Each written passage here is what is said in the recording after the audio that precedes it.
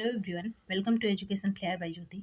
जैसा कि आप सभी को पता है कि सीटेट का जो नोटिफिकेशन है वो आ चुका है और आपका फॉर्म फिलअप वाला काम भी चल रहा है, जिसका लास्ट डेट है 16 अक्टूबर। और आपको पता होगा कि जो एग्ज़ाम का डेट रखा गया है वो रखा गया है 1 दिसंबर। इस प्रकार आपके पास जो भी टोटल टाइम बचता है वो 2 मंथ्स का टाइम है आपके पास, जिसमें आपको क्या करना है, जिसमें आपको तैयारी करनी है और इस प्रकार से तैयारी करनी है ताकि ये वाला जो सीटेट है वो क्लियर हो जाए और एक ही बार में क्लियर हो जाए। अगर बहुत बार से आप सीटेट दे रहे हैं और पास नहीं हो रहे हैं तो इस प्रकार से स्ट्रेटजी बनाइए ताकि एक ही बार में क्लियर हो जाए।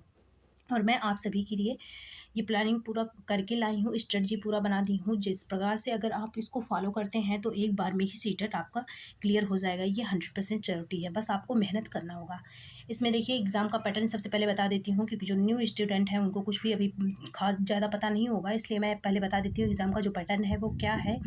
ये जो होता है टोटल 150 मार्क्स का होता है, 150 नंबर का होता है ये। और इसके लिए जो टाइम होता है वो 2.5 घंटे का टाइम होता है, मतलब एक क्वेश्चन पे 1 मिनट का टाइम। इसके बाद पास करने के लिए देखिए जनरल के लिए जो है वो 90 नंबर है, लेकिन अगर कैटेगरी की बात की जाए और अपने स्टेट में नौकरी करनी है तो बात की जाए, ये जो पासिंग मार्क है वो 82 है। हालांकि यहाँ पे सेफ जो पासिंग मार्क है वो 90 ही लेके चलिए, क्योंकि बिहार में ऐसा हुआ था कि जो अदर कैटेगरी वाले थे वो बिहार में जाके सेलेक्ट हो गए, पास भी हो गए, नौकरी भी करने लगे। फिर बाद में उनको ये बोला गया कि आपका सीटेट में 90 नंबर नहीं है, इसलिए ये बोल के मतलब उनको बाहर कर दिया गया। नौकरी करने के बावजूद नौकरी पा चुके थे, इसके बाद बाहर किया गया। तो इसलिए जो सेफ नंबर होगा वो होगा 90, कोई किसी भी कैटेगरी से आप बिलोंग करते हैं तो। फिर है निगेटिव मार्किंग, इसमें निगेटिव मार्किंग नहीं होता है और जो मोड होता है पेपर का वो ऑफलाइन होता है। एक बार ऑनलाइन हुआ था 2022 में या 21 में हुआ था ऑनलाइन मोड में, लेकिन तब से फिर ये जो है, उसके पहले भी ऑफलाइन होता था और अब भी क्या है, पेपर मोड ऑफलाइन है। और वैलिडिटी इसका लाइफ टाइम है, आप कितने भी एज के हैं आप सीटेट का फॉर्म डाल सकते हैं। लेकिन वही होता नहीं, जो वैकेंसी आएगी टीचर बनने के लिए, जो मेन वैकेंसी होती है उसमें एज का जो लिमिट होता है वो 40 ईयर का होता है जनरल का। फिर देखिए वैलिडिटी हो गया। फिर स्ट्रक्चर, इसमें जो वेट मतलब जो बना हो रही सीटेट का जो स्ट्रक्चर होता है वो क्या होता है, कंटेंट होता है, कंटेंट और प्लस ये जो प्लस पेडागॉजी है, इसको मिला के ये सीटेट का जो स्ट्रक्चर है यही है। आपको कंटेंट पढ़ना है प्लस पेडागॉजी पढ़ना है, ज़्यादा वेटेज जो होता है वो पेडागॉजी का होता है। अब मैं बताती हूँ कौन सी चीज़ें कहाँ से पढ़नी है। चलिए देखते हैं व्हाट टू डू, करना क्या है यहाँ पे एक बार में पास होने के लिए। इसमें देखिए ये जो चीज़ें मैं लिखी हूँ इसमें ऐड कर लीजिएगा पीवाईक्यू ऐड कर लीजिएगा, क्योंकि ये तो सबको पता है कि बिना पीवाईक्यू के कुछ नहीं होता है। इसमें देखिए पहले क्या होना चाहिए, फर्स्ट स्टेप आपका होना चाहिए सिलेबस का नॉलेज। ये जो सिलेबस है इसका नॉलेज होना चाहिए। अगर आपको सिलेबस नहीं पता है तो मैं आपको बता देती हूँ शॉर्टकट में। इसमें जो ये प्राइमरी व पेपर 1 का सिलेबस है, आपको पता होगा पेपर 1 पेपर 2 दोनों होता है। इसमें पेपर 1 का जो सिलेबस है वो पेपर 1 में केवल डीएलएड वाले एलिजिबल हैं, जो बीटीसी किए हैं डिप्लोमा वाला कोर्स। बीएड वाले पेपर 2 के लिए एलिजिबल हैं। पेपर 1 का जो सिलेबस है वो देखिए पहले क्या है, सीडीपी पेपर 2 में भी है, 30 नंबर का सीडीपी 5 पार्ट में बटा होता है। ये टोटल 5 पार्ट में बटा होता है, सीडीपी हो गया। इसके पहले हालांकि मैं बताई हूँ सिलेबस, लेकिन यहाँ पे शॉर्टकट में देख लीजिए जो नए स्टूडेंट हैं। सीडीपी हो गया, मैथ हो गया 30 का, ईवीएस हो गया 30 का, ईवीएस मतलब इन्वायरमेंटल स्टडीज़, ये 30 का ये हो गया। ये चाइल्ड डेवलपमेंट एंड पेडागॉजी है। मैथ हो गया, ये ईवीएस हो गया। इसके बाद हिंदी है, हिंदी 30 नंबर का। अब ये जो हिंदी इंग्लिश यहाँ पे मैं लिख रही हूँ, लेकिन ये हिंदी इंग्लिश लिखना उतना परफेक्ट नहीं होगा पेपर 1 के लिए। देखिए सीडीपी 30 और ये जो मैथ है ये भी क्या है 30, ये कंपलसरी वाले हैं। और इसके बाद आता है ईवीएस भी क्या है 30। और यहाँ पे रहता है लैंग्वेज 1 लैंग्वेज 2, 2 लैंग्वेज आपको लेना होता है। जो आप अपने कंफर्ट जोन में रह के जो जिस भी लैंग्वेज को आप प्रायोरिटी देते हैं, जो भी लैंग्वेज आपको आती है वो लैंग्वेज लेना है, 2 लैंग्वेज लेना है। तो ये भी 30 मार्क्स के हो गए। टोटल 150 मार्क का होता है और इसमें निगेटिव मार्किंग नहीं होती, 150 मार्क्स का होता है ये हो गया पेपर 1 का सिलेबस। अब पेपर 2 का देख लीजिए, जो लोग पेपर 2 में हैं।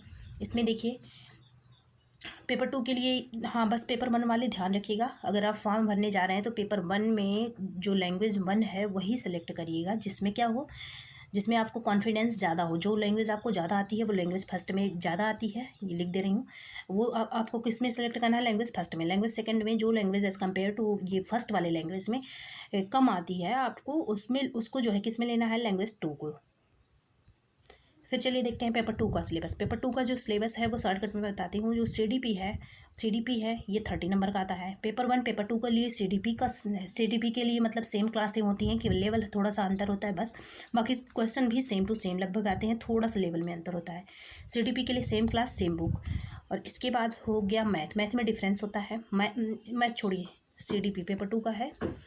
सीडीपी पहले कौन सब्जेक्ट पहले लिखेंगे, सीडीपी के कितने मार्क्स का, 30। इसके बाद ये भी 150 में ही होता है, लैंग्वेज 1 लैंग्वेज 2। यहाँ पे भी अपने हिसाब से चूज़ करना है ऑप्शन, जो आपको लैंग्वेज आती है अपने कंफर्ट जोन के हिसाब से आप चूज़ कर लीजिएगा। ये होगा 30 हो गया। अब यहाँ पे आता है ऑप्शनल। ऑप्शनल आ गया। ऑप्शनल के तौर पे आपको पता है कितने सब्जेक्ट रहते हैं यहाँ पे, 2। बस 2 ही सब्जेक्ट में से आपको ऑप्शनल लेना होता है। या तो आप एसएसटी ले लीजिए या फिर आप मैथ साइंस ले लीजिए। या तो आप एसएसटी ले लीजिए या तो आप मैथ साइंस लीजिए। एसएसटी लेते हैं तो इसमें भी 60 नंबर का पूछा जाएगा, और जो मैथ साइंस है इससे भी 60 नंबर का पूछा जाता है। आई होप आपको समझ में आ गया होगा। या तो आप एसएसटी लीजिए या तो आप मैथ साइंस। और ये लिया इस बेस पे जाता है कि आपका जो ग्रेजुएशन आप किए हैं उसमें कौन सा सब्जेक्ट रहा है। मैथ साइंस मतलब बीएससी किए हैं तो मैथ साइंस वाले में जाएंगे, और वहीं अगर आप बीए किए हैं पॉलिटिकल साइंस से, ज्योग्राफी से, किसी भी सब्जेक्ट से, तो आप क्या करेंगे, एसएसटी की तरफ जाएंगे। और 60 मार्क का पूछा जाता है। देखिए मैथ साइंस में 30 का मैथ होगा, 30 का साइंस होगा। इसमें भी कुछ पेडागोजिकल क्वेश्चन आते हैं, सब्जेक्ट पेडागोजी, इसमें भी यही होता है साइंस वाले में। और वहीं अगर एसएसटी की बात की जाए, एसएसटी की बात की जाए, अगर आपको डिटेल में सिलेबस देखना होगा तो उसके लिए दूसरा वीडियो में बनाई हूँ, चैप्टर वाइज भी बताई हूँ दूसरा। और टेलीग्राम पे मतलब मैं डाली भी हूँ पीडीएफ के रूप में भी, वहाँ से भी पढ़ सकते हैं। एसएसटी के लिए देखिए वही होता है, हिस्ट्री, ज्योग्राफी, पॉलिटिकल, यही सब चीज़ें सारी मिला के जो 6 to 8 का पढ़ना होता है। 6 to 8 का, चाहे मैथ साइंस हो चाहे ये एसएसटी हो, एनसीईआरटी 6 to 8 का पढ़ना होता है। यही होता है इसमें भी, ये 60 नंबर का पूछा जाता है। तो आपका हो गया सब सिलेबस का नॉलेज, ये सबसे पहले ज़रूरी है, क्योंकि इसी से हम डिसाइड करेंगे कि हम जो टाइम दे रहे हैं पढ़ने में वो कहीं बेकार जगह तो नहीं दे रहे हैं। तो सिलेबस नॉलेज बहुत ज़रूरी है, सबसे पहला स्टेप यही है पास होने का। फिर दूसरा है पेडागोजी। जो हमारा पेडागोजिकल नॉलेज होता है ये कितना, ये ज़्यादा होना चाहिए, मोर होना चाहिए as compared to all subject.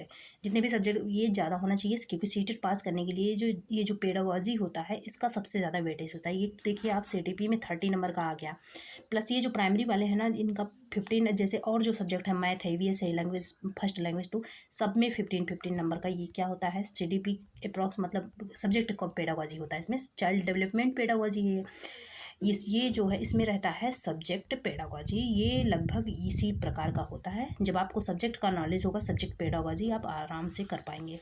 तो पेडागोजी स्किल सबसे ज़्यादा होना चाहिए।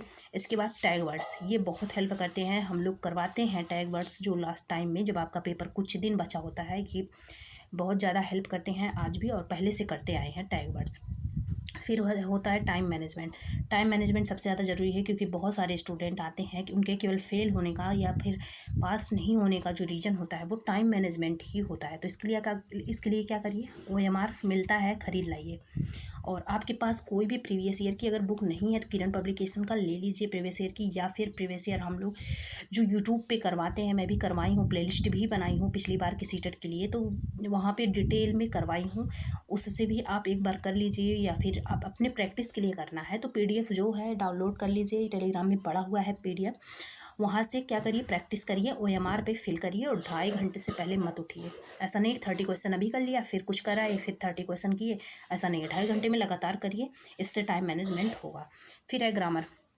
ग्रामर का जो नॉलेज हो बहुत कम होना चाहिए, बहुत बेसिक ग्रामर इसमें पूछा जाता है, बहुत बेसिक ग्रामर पूछा जाता है। इसको आप आराम से कोई भी बुक उठाइए, जैसे हिंदी आपका सब्जेक्ट है, इंग्लिश आपने ले लिया, तो हिंदी के लिए कोई भी सब्जेक्ट जो कोई भी बुक आपके घर में जो पड़ा हुआ हो उसको लीजिए और पढ़ लीजिए। इंग्लिश के लिए भी कोई बुक आपके घर में हो उससे पढ़ लीजिए, ये कंप्लीट हो जाएगा। और देखिए ग्रामर ये नहीं है कि पूरा ग्रामर पढ़ डालिए आप, ये सिलेबस में जितने चैप्टर दिए हैं बस उतने ही पढ़ने हैं, क्योंकि इसका कोई ज़्यादा वेटेज नहीं है, बस 3 से 4 क्वेश्चन ही ग्रामर का आता है।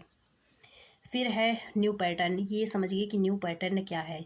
देखिए 2022 के पहले जितने भी एग्ज़ाम हुए थे उसमें जो लैंग्वेज वाला था ना, लैंग्वेज वो बहुत इजी आता था, जो ग्रामर था वो भी बहुत इजी आता था। लेकिन अब जो 2022 जब से पेपर क्या हुआ, ऑनलाइन मोड हुआ, जब से पेपर ऑनलाइन मोड हुआ तब से क्या हुआ, आपका जो ये है ना ऑनलाइन मोड, जब से आपका पेपर हुआ, आपके पेपर का जो पैटर्न है थोड़ा सा चेंज हुआ है। चेंज ये हुआ है, थोड़ा सा टफ बन गया है पेपर। और इसमें जो होता नहीं, कथन और कारण वाले क्वेश्चन आते हैं, कथन और कारण वाले क्वेश्चन आ रहे हैं ज़्यादा। और जो लैंग्वेज है इसमें पैसेज भी बहुत बड़े बड़े आ रहे हैं, और ये जो ग्रामर है वो भी थोड़ा सा क्रिटिकल आ रहा है। इसलिए न्यू पैटर्न को थोड़ा सा समझिए आप। वही लेवल, मतलब लेवल जो करना है वो 2022 के पेपर के बाद वाला लेवल चाहिए आपकी तैयारी का। अभी 2024 में हाल फिलहाल में जो पेपर हुआ है उसको देख लीजिएगा आप, पढ़ने से पहले, स्टार्ट करने से पहले। हो गया, सिलेबस नॉलेज होना चाहिए, pedagogy, tag words, time management, grammar, new pattern. अगर इतना आप करते हैं 100% मान लीजिए। PYQ मैं बोल ही दी हूँ प्रैक्टिस के लिए, ये जो है ना टाइम मैनेजमेंट, इसमें PYQ चलता रहेगा। इसलिए प्रैक्टिस सेट मत किया करिए, बुक से उठा के प्रैक्टिस सेट मत किया करिए। सबसे अच्छा जो प्रैक्टिस सेट होता है वो PYQ होता है। अगर PYQ जब खत्म हो जाए, करके ख़त्म कर लें PYQ, तब प्रैक्टिस सेट पे आया करिए। इतनी चीज़ें अगर आप कर लेते हैं और मेहनत से अभी से शुरू कर देते हैं, मतलब पहले चैप्टर वाइज कंप्लीट कर लीजिए, फिर ये जो प्रैक्टिस टाइम मैनेजमेंट वाला काम है ये शुरू करिए, तो 100% आप एक ही बार में पास हो जाएंगे। चलिए देखते हैं सोर्सेज इसके, कौन से मतलब सब्जेक्ट कहाँ से पढ़ने हैं आपको।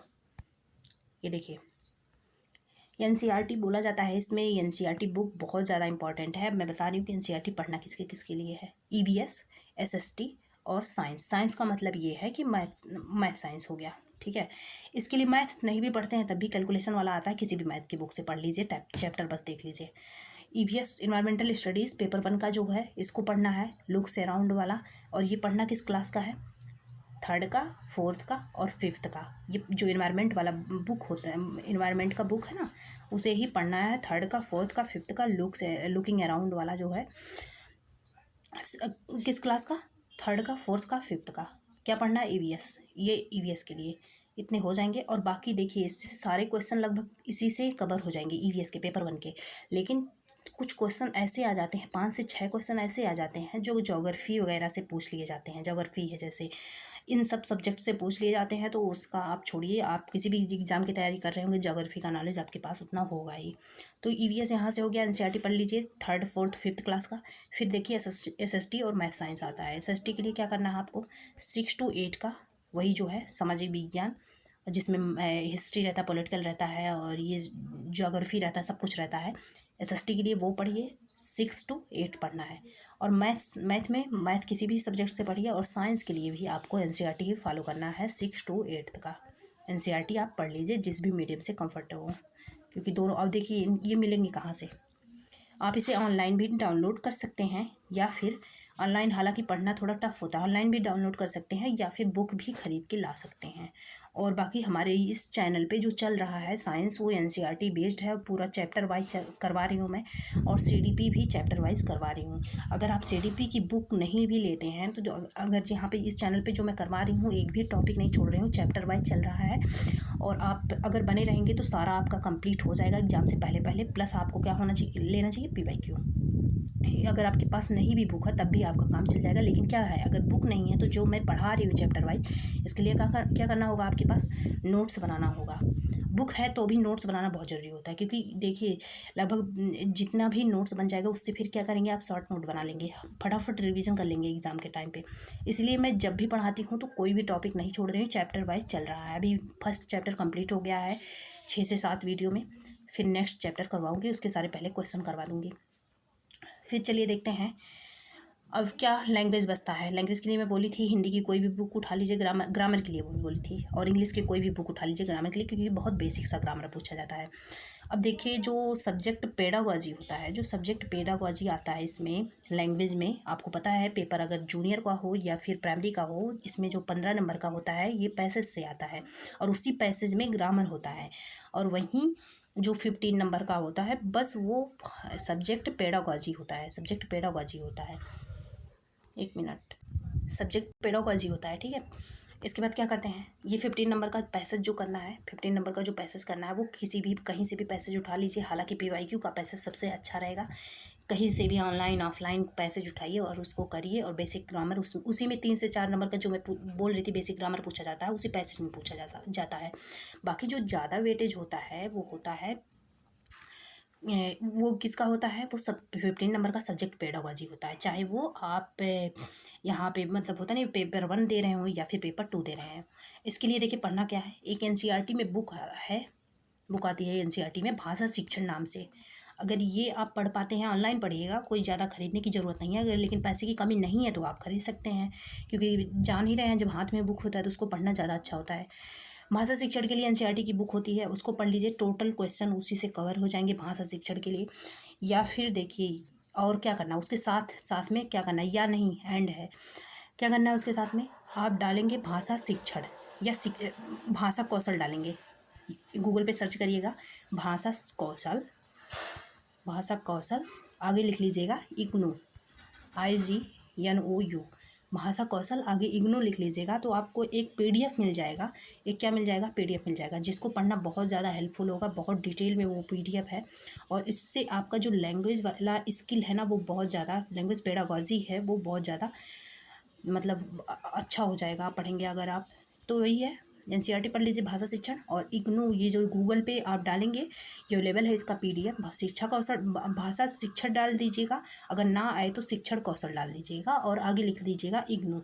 इससे PDF जो मिलेगा उसे डाउनलोड कर लीजिए, अपने फ़ोन में बराबर रखिए उसको, कभी भी आप खाली बैठे हैं तो पढ़ लीजिए। ये हो गया आपका टोटल जो प्लानिंग है तैयारी का। अगर इतने पे आप रहते हैं तो 100% पहली बार पे ही पास हो जाएंगे, या फिर बहुत दिनों से नहीं निकल रहा है तो यकीन मानिए 100% आप पास होंगे।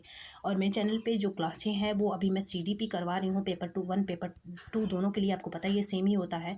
CDP करवा रही हूँ प्लस साइंस भी करवा रही हूँ। CDP साइंस करवा रही हूँ, इसके बाद मैं शुरू करूँगी मैथ, मतलब अगले मंथ में मैथ और लैंग्वेज फर्स्ट लैंग्वेज सेकंड।